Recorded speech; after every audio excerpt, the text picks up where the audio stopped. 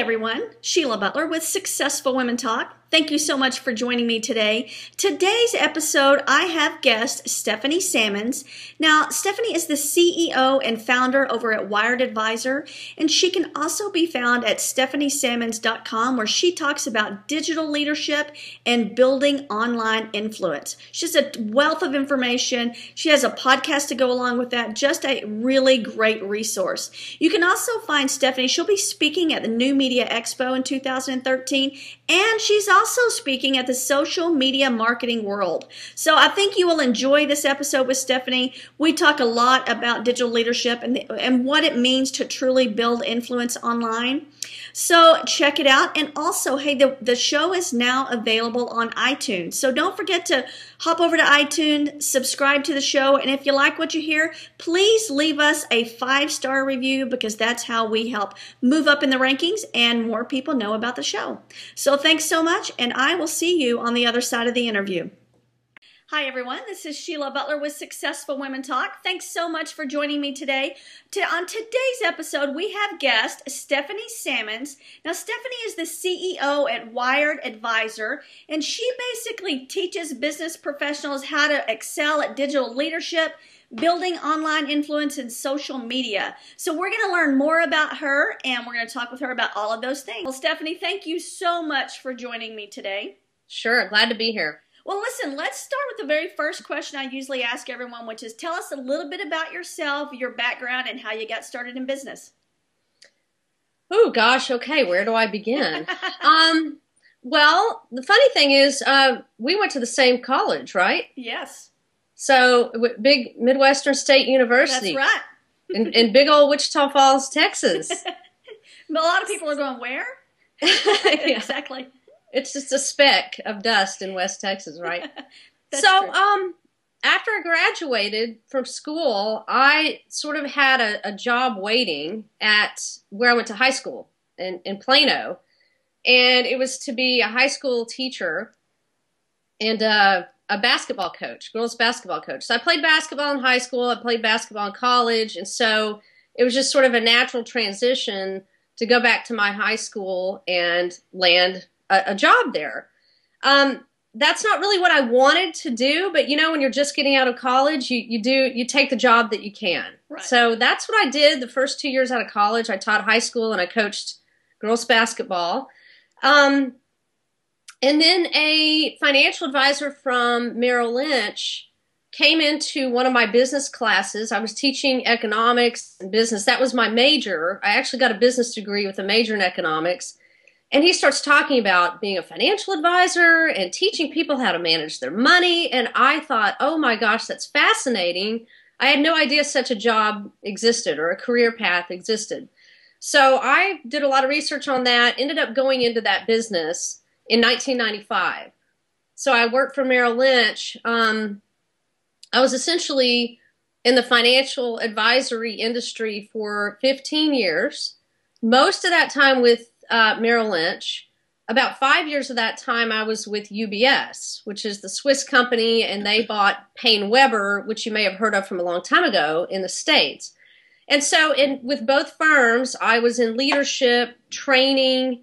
I coached financial advisors. I developed training programs. I ran events, did all kinds of things like that. And so that's my primary business background.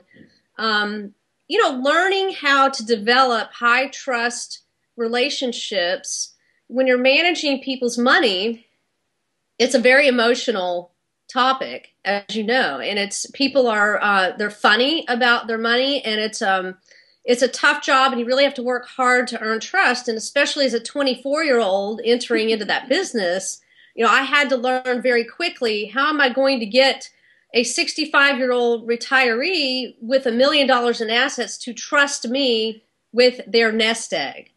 And so that's what I did. That brings up a lot of questions that I have. So one is, I didn't realize you're a basketball coach, so that's very interesting. But you took those skill sets of teaching and coaching, and you really have applied those to what you're doing today. So you're still doing probably your passion and love, I'm guessing, is kind of coaching and mentoring people, and you've just taken that into something new. Totally. So at the end of, well, actually beginning of 2009, the financial crisis happened. You know, it began at the end of 2008. And my options in leadership at the corporate level became quite limited. And I didn't have enough of a client base to really sustain myself. So that's when I left Merrill Lynch in 2009. That's when I launched my company, Wired Advisor, which is a digital marketing, digital leadership platform, as you know. But yeah, that's a great point. I mean, getting having those 2 years of experience in teaching and having a coaching mentality. You know, I was a point guard. I'm 5'3". I'm not a tall person at all. So I led my team in sports my entire life. And that's exactly what I've done, is I've been able to parlay that into other businesses and continue to teach and coach and educate. I really love it. That's my passion. I love that. Well, let me ask you this. How did you get those people to trust you as a 24-year-old with their money? Because even, you know, seeking out a financial advisor is really tough anyways. And right. You, like you said, people are funny about that. So how did you get their trust? What'd you do? Well, you know, what I learned was that people want to be led. You know, they want to be told what to do. And you can't go in when you're managing someone's entire nest egg and say, well, you know, we could do this, but we may want to invest this way. This might be more advantageous. Or what do you think? It just doesn't work. You know, you have to give people direction. You have to lead them. You have to tell them what to do. And I think that applies across the board. People want to be led. They want to be told what to do. So, and not in a negative way, you know, not in an authoritative way, but in a way that transfers confidence, right? So, I did that. I learned the art of leadership, if you will, in working with clients. It's a long-term process, you know, and so part of it is just about staying top of mind and staying visible and valuable with these people. The other thing I did was I leveraged seasoned advisors and professionals in my firm. And I would bring them in to help me reel in and actually close a relationship where I could start to then manage the relationship going forward. But you've got to be able to collaborate and share a little bit. There's enough business to go around for everyone. So that's what I did. Yeah, we're not all a specialist in everything. That's right. We're not all knowing in everything. So it's good knowing what your specialty is, and then having a mentor, having, like you said, collaboration. Yeah, I think that's ideal. Well, let me ask you this: how scary was it? So we had the financial crisis, and how scary was it for you then to go and say, "Okay, I'm just going to start my own business now"? Did you keep your day job, or did you just go totally on your own? No, I actually was able to negotiate myself a severance package, which lasted about 6 months. It's not an extremely long runway. My father has been an entrepreneur almost his entire life. So I didn't have the fear of that a lot of people have after 15 years in corporate America. That's all I knew, to jump off that cliff and start a business. I had the brand in my mind. I knew what I wanted to do, but I certainly didn't have it mapped out. You know, and I will say in this digital world, you have to be so flexible. So many things come at you, so many things change that you can't really set a plan in stone.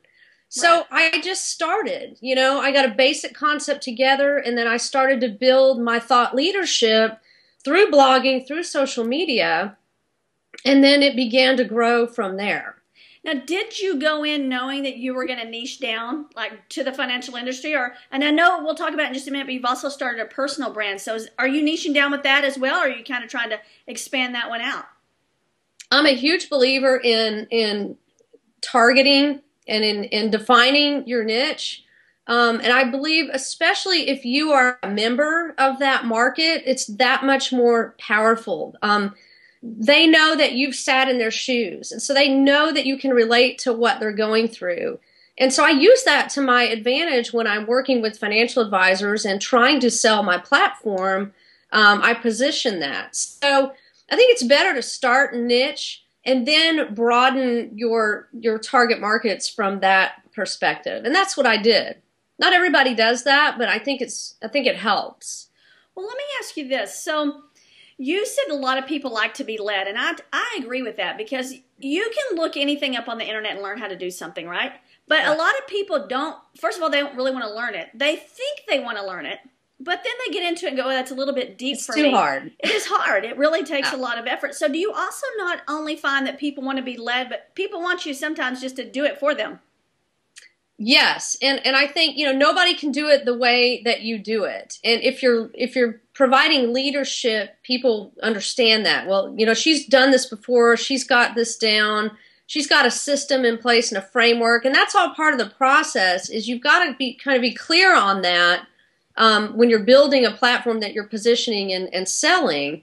But yeah, you know, people are overloaded with information. Right. As you know, you can learn to do anything online. You really can. You can find answers to everything, but it's almost dangerous because there's the quality information and there's the poor information. That's right. So people are overloaded with information, but I find they're really thirsting for knowledge. If you can be that resource and that knowledge point for them and get them off of the World Wide Web, then that's ideal. That's really how you build a loyal and trusted network, in my opinion. I totally agree.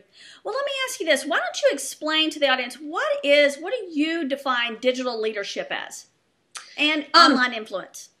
Okay, so yeah, so my theme, my personal marketing theme for my Stepahine Sammons brand is build online influence. I have rarely seen anyone be successful online without building influence. And building influence breeds business success in the long run. So it takes time, right, to build influence. This digital leadership idea is really just transferring what you know, transferring your guidance, if you will, into an online platform. So just like you're doing these Skype interviews and you're creating this content, you're sharing it online, you're building a brand, you're building a name for yourself with women entrepreneurs. So that's all it is. It's really, it's a foundation for success online, digital leadership. And how easy is it for someone to start from ground zero to build a reputation and end up influencing people? What's that process? What I find is that it's not that difficult to begin for most, but it's difficult to stick with it. So if so many people don't have the commitment to and don't understand, you're building equity. And equity takes time. And equity happens in the form of relationships. So it's not going to happen overnight. I don't think I know anyone who's been extremely successful with their online brand who has had success in 6 months. You know, it just takes time to build that equity. So you've got to have commitment. Yeah, it is tough. Like I hear people have asked me, mainly my mother or my partner, like, what is it? Why are you doing this show? Like I own another business, but why? Okay, I get the same questions. Why are you doing this? And who's listening? I'm like, well, that's a great question. Both of those are really great questions. And it does take time, and no one knows. But when you finally get a little bit of a following, you realize how big of an impact you can have on people. Right. It doesn't matter if you have 5 people listening or 5,000 people listening or 50,000 people listening, because every single one of those people you can form relationships with, and they can become advocates for your brand. And in today's world with social media, it's so easy for people to pass it on and share it and say good things about you. And that's what creates this viral impact, and why I'm so excited about the opportunities in digital. It's unlike anything we've ever seen in our lifetimes. I agree. Now, let's talk about personal branding. So you have a business as well, but now you also have a personal brand. Why did you decide to do that? And what is your plan with both? Are you planning on keeping both businesses as you grow, or what's your plan there? I totally would not recommend it, because it is, it's 2 jobs, really. It's hard. I'm creating. I don't outsource my content. For the most part, I create everything that I do, and I manage my social media profiles on my own for my company and personal. But when I first left Merrill Lynch in 2009, I thought I was going to build a financial advisory brand on my own. and use digital as my platform and this whole digital leadership idea. So I did launch my personal blog a long time ago, and I was talking about investment strategies and platforms and things of that nature. And so I quickly realized, I just don't want to go down that road. I'm done with that. I'm burned out. I really want to focus on this, and I didn't know what it was at the time. So as you probably understand, it takes time to get clarity on your brand. And it took me forever to get clarity on my Stepahine Sammons brand and what I wanted to do with that. And then I finally came up with, it's building online influence. That's really what it is and what I'm passionate about. So I thought, gosh, if I'm teaching this to all of these financial advisors and firms, I need to be practicing what I preach.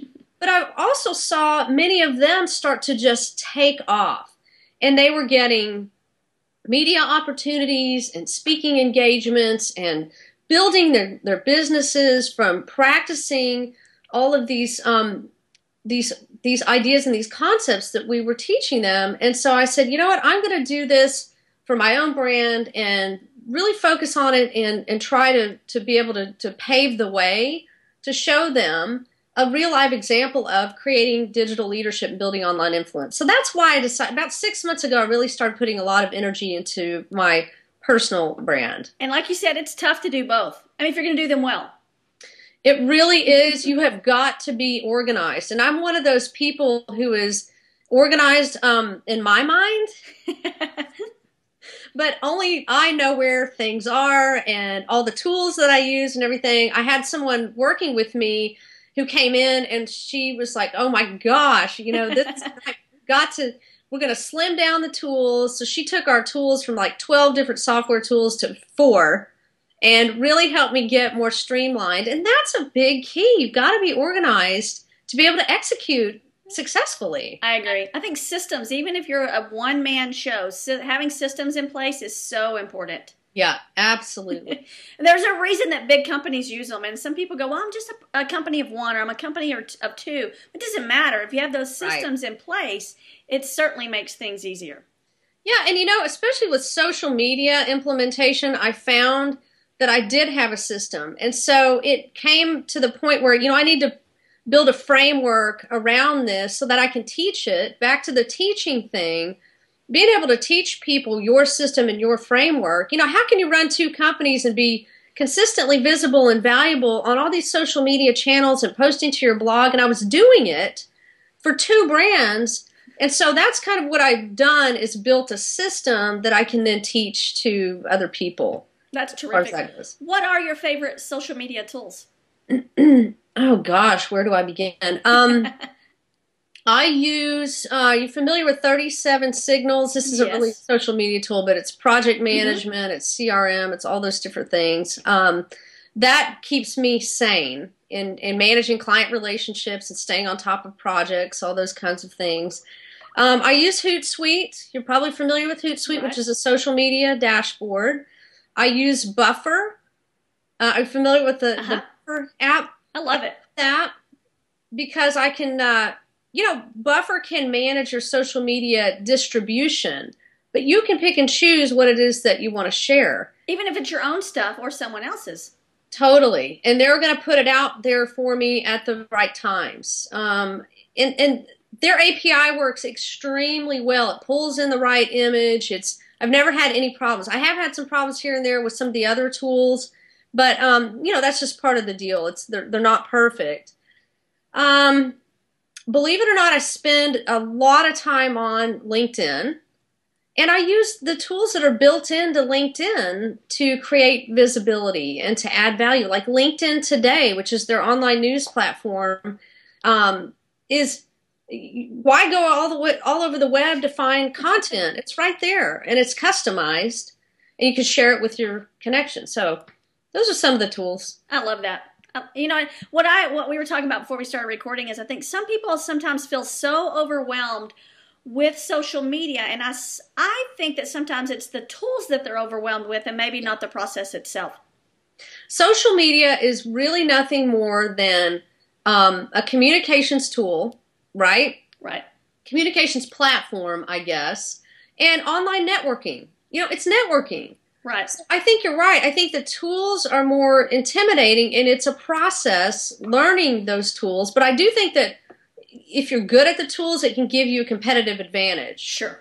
I agree. I learned that, like, Hootsuite, the majority of Hootsuite users are not individuals. They're agencies and they're brands. And so the majority of people aren't leveraging these tools that can make them have more of an impact. Let me ask you this. What's your opinion on managing your own social media strategy or having someone manage it for you? I think it's critical to manage your own strategy. And I say that from experience. We have tried as a firm, my company Wired Advisor, to manage social media accounts for advisors. And first of all, it's a highly regulated industry, so it's really tough to do. You can't just share anything. But not only is it not authentic, it just feels dirty to me. But you miss opportunities. Yeah. To engage with people who could really make a difference in your personal or professional life. Which is what it's all about. I think that's the problem. I know it works for some people, and I'm not knocking it. Whatever works for you is fine. But I find that if someone else is managing your social media, that you're there to build relationships, because people want to do business with people. Right. And if you're not that people and it's someone else, what happens when that person or that company goes away? Yeah. It's really tough because people don't want to make time for it, especially very busy, successful people. But once they realize and they start to see the benefit, and they figure out that, wow, I can schedule this into my life or into my business in probably less than 5 hours a week, and be really good at it, and have enough of an impact in that time frame, that they'll start to see a business benefit from that. And so I think it's okay if you have a team member who knows you very well and who knows your business, and you see and work with them every day, to have them to do some of the implementation. I also think it's okay to work with a writer if you're not a great writer. Right. I'm a songwriter, but I'm not necessarily the person who wants to go out and perform on the stage. So there are a lot of successful performers who don't write their own songs. That's a great point. But you have to make sure it's a good connection, that the person really understands you. I do not believe in canned content and ghostwriting. I believe in having a relationship with a copywriter who really tries to get to the heart of who you are and what you believe. But that's still the exception. I much rather prefer and recommend do it yourself. Create your own content and manage your own social media accounts. Yeah, and it's like you said, there are nice tools like, I use Buffer as well. What I like about Buffer is I can share other people's content regularly, but then when in the other times, I can communicate with people back and forth. I can have that relationship, and I know that other content's going to be posted regularly for me. So that stuff's done. I found great articles that I want to share, someone else's work that I want to share, and the other time that I spend is building relationships. Exactly. So if you break it down, you want to be the visible expert, like you're saying, sharing your thought leadership, sharing great content that you've discovered that is relevant to your target audience.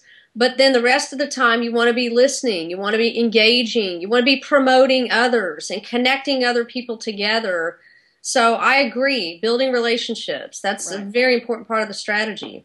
Let me ask you this, Stephanie. What is one action that our listeners could take today that could help them improve their digital influence? Gosh, I have to pick one. Okay, two. No. How about a couple? That's always a hard question. That is. I'll tell you that the biggest thing that helped me, and I alluded to this earlier, is really getting clear on your thought leadership theme. Who you are, what unique experiences and knowledge that you have and lessons that you've learned, and then working on putting that into a framework that you can share over time once you've defined your audience. But just getting clear on what is and I call this your marketing theme. What's your theme?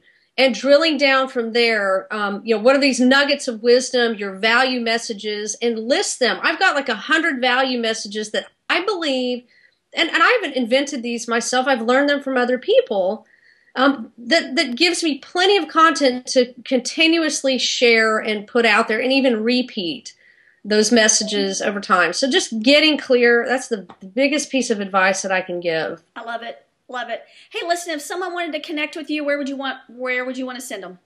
Gosh, I'm on Twitter at Steph Sammons, StepHSammons. That's my Twitter handle. Okay. I would say StephanieSammons.com. Okay. That's my personal brand, and definitely connect with me there. LinkedIn, what I ask on LinkedIn is just always give a reason. You know, when you connect with someone that you don't know, giving them the reason why you'd like to connect, and then I always say yes if that's the case. So that's a great tip. That's 2 great tips right in a row. Stephanie, this has been wonderful. I appreciate your joining us today and sharing your insight with us, and I hope you have a terrific day. Thank you so much, Sheila. Thanks for having me. Thanks, and we'll link everything up in the show notes as well. Okay, great. Thank you. Thank you. Bye-bye. Bye. Okay, guys, that's a wrap on this episode. Thank you again so much for joining me, and I ask that you go over to our website, www.successfulwomentalk.com. Join our community by signing up for the email list. This is the way that our community and show continues to grow. I appreciate your support, and I'll see you in the next interview.